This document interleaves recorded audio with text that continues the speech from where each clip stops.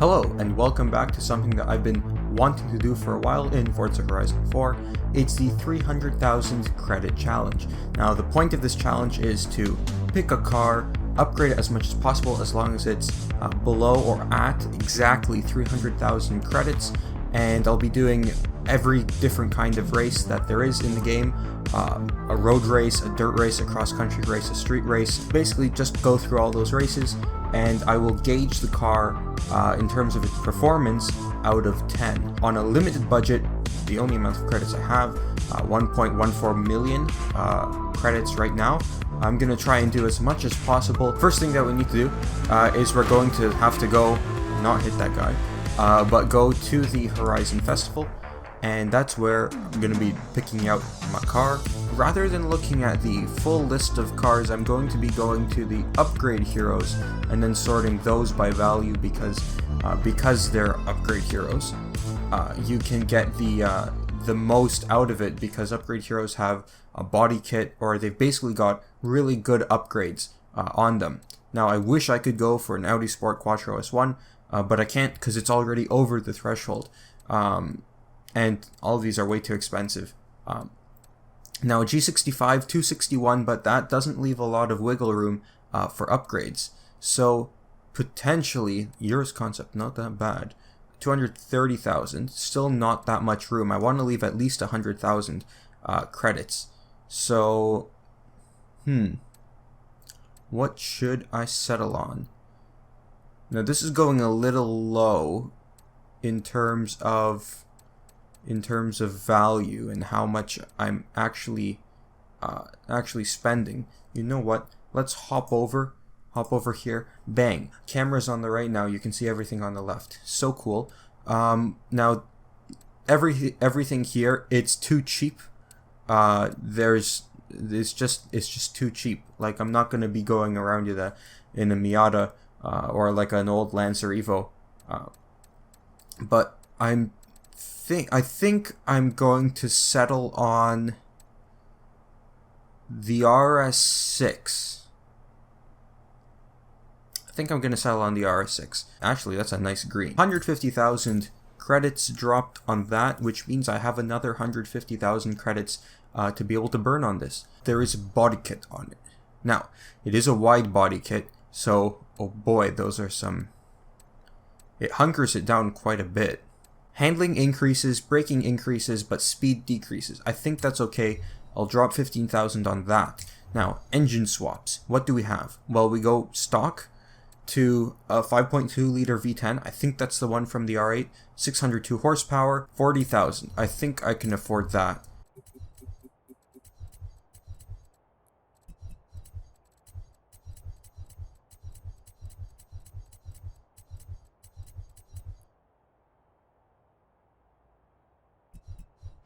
So, the lateral Gs go from 1.5 to 2. The horses go from 552 to 1212. And the weight drops significantly, around 800 pounds. From 4266 to 3403. It goes from 778 to 965. 114,750 credits. I've got a little room to spare. So these are going to be the saved settings. Not going to touch these things at all. And let's hear it. Oh, that's a good sound. Okay, the Colossus. This should be fun. Okay, past the Julia. And in terms of difficulty, I've set it on above average, I think. So I'm just going to keep it there. Braking is excellent, holds the line very well, puts the power down very early. It's a little slidey. Now, again, it is winter, where... the time of year where there's the least amount of grip. It is a little slidey, and now I'm thinking I should have put that rear wing on to give it a little bit more downforce. Unfortunately, I didn't, and the rear wing actually would have benefited a lot. A bit of understeer through the corners, so it's not horrid. Unintentionally going on the inside line there. Yeah, I think understeer is the biggest issue. If I did put that rear wing on, would be able to have a much better result. I think I'm going to give it an 8 out of 10 on the road racing aspect. mainly because of the straight line speed, which is so good. Because I'm passing the finish line at 196 miles an hour. And I made a pretty good time in this, of 5:10. I'm still wondering why that Buick is here. We've got a host of cars. We've got Audis, we've got BMWs, we've got a good amount of AMGs. Why is there a Buick here? Already I can see that the understeer is not very good. The understeer is hurting me quite a bit. So it would be great if I could go and tune this, but I can't. It's a dilemma that I need to pick between putting the power down or actually being able to steer.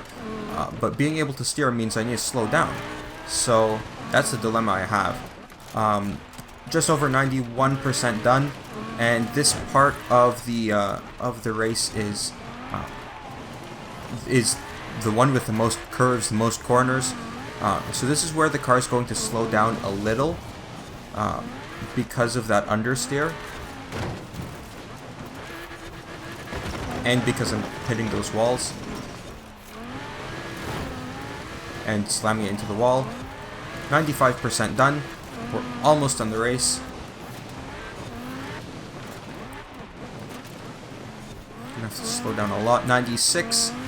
And can I set a sub 10-minute time? 5, 4, 3, 2. Nope, cannot set a sub 10-minute time.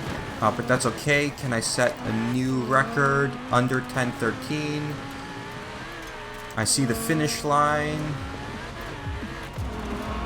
New record of 10:12. I shaved off 1 second. A 10:12. Oh, I would rate that a 7.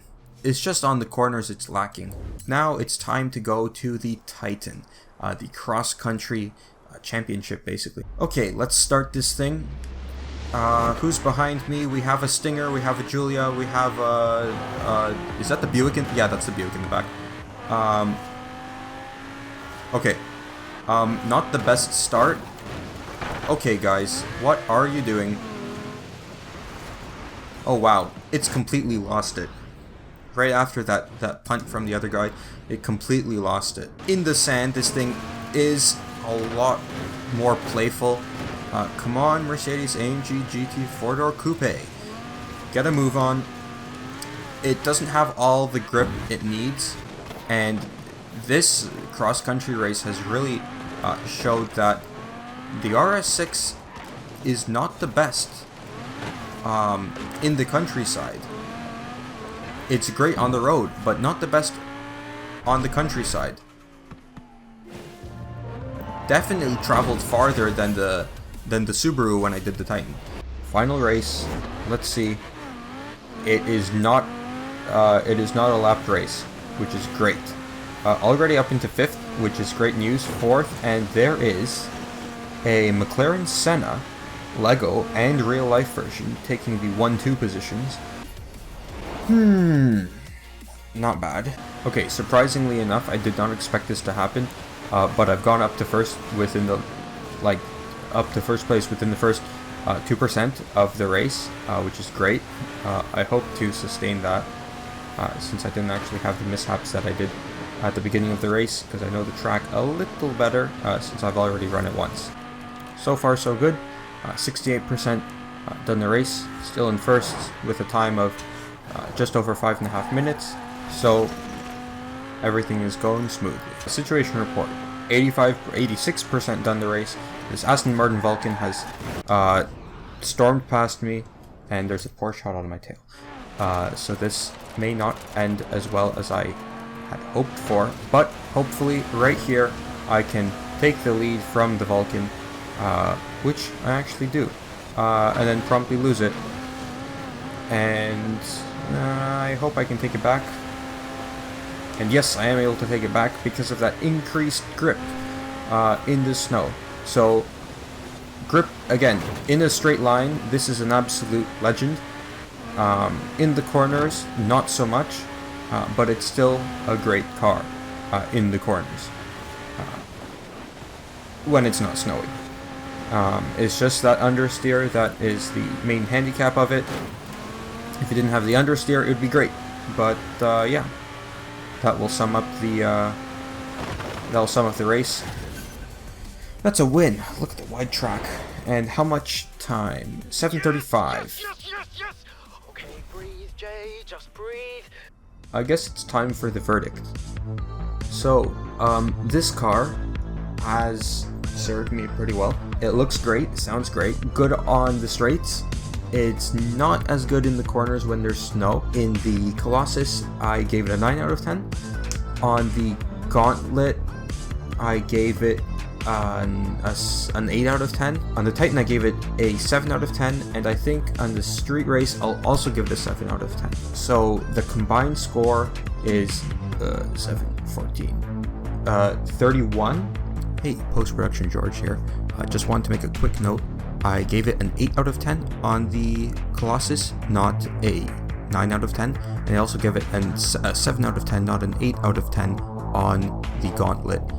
Just a quick note, so the total would come out to 29, not 31. Still a very good car. Continue, George.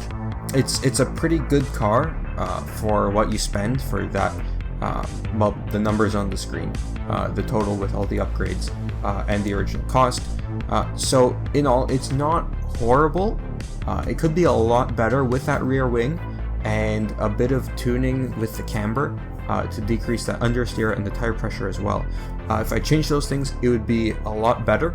Yeah, hopefully you liked this video. If you did, leave a like down below. If you're new to the channel, be sure to subscribe and leave a comment down below if you do so desire. I will see you all in the next video, and actually give me recommendations for what I should do next, other than live streams and maybe more videos like these. But yeah, I'll see you all in the next video. Goodbye.